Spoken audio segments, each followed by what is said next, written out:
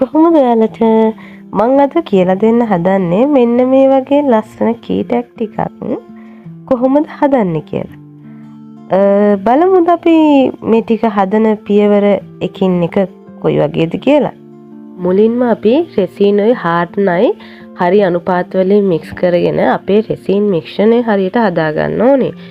ඊට පස්සේ අපිට පුළුවන් මයිකා පවුඩර් හරි ඇල්කොහොල් ඉන්ක් හරි යොදාගෙන අපිට අවශ්‍ය කරන පාට හදාගන්න.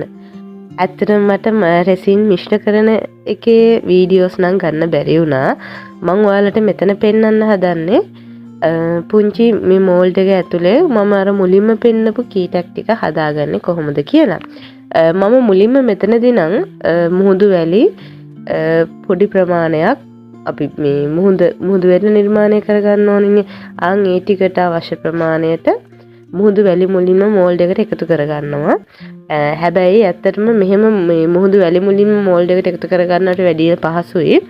මුහුදු වැලි පොඩි කප් එකකට අරගෙන අපි හදාගන්න මිශ්‍රණය ඒකට දාලා ඊට පස්සේ මුහුදු වැලිත් එක්ක රෙසින් මිශ්‍ර වුණාට පස්සේ ඒ මිශ්‍රණය අරගෙන මෝල්ඩ් එකට දාලා හදාගත්තා නම් ලේසි.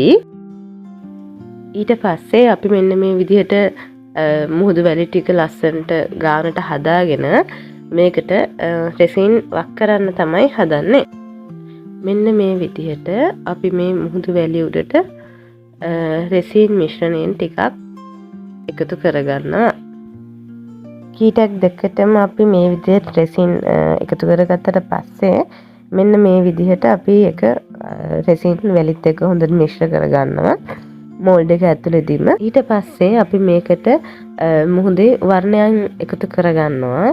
මේකට මම යොදාගත්තේ කොළ පාටයි තද නිල් පාටයි මුහුදේ වර්ණයන් විදිහට. මෙන්න මේ විදිහට අපි ඊළඟ ලේයර් එක මේ මෝල්ඩ් එකට එකතු කරගන්නවා.